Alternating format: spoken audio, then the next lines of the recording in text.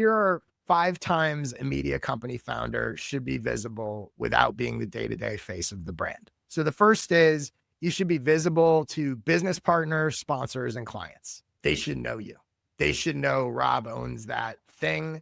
Even if you have a salesperson, especially in the beginning, you want to be visible to them, right? Hey, I'm the guy that owns this, and this is my story, and I care about it, and I'm hands on. And that sort of business networking, client sponsor thing makes sense.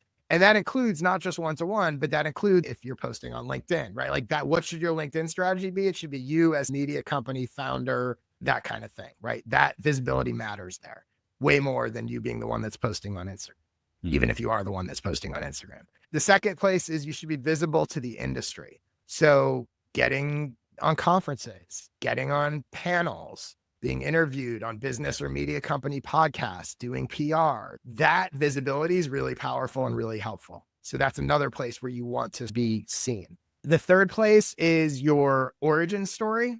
The origin story as it relates to the founder should be visible. You didn't just start this because you're like, oh, I want to make some money. Like your backstory and the origin of this gives it credibility, has a nice story for PR and all that kind of stuff. So that's another place where you want that story, right? Whether it's on the website, and I know you already have this, but here's how it came up. That's a place where it makes sense for you to be visible.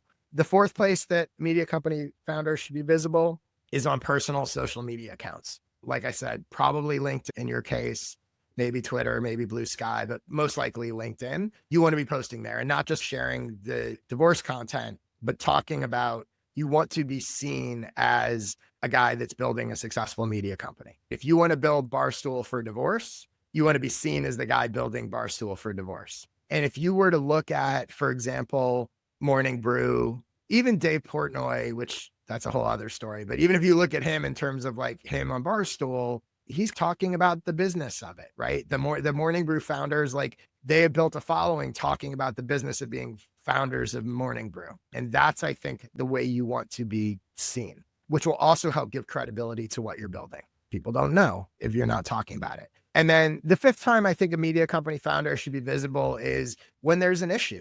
You're lucky you don't have a lot of issues, I don't think, but stuff will come up.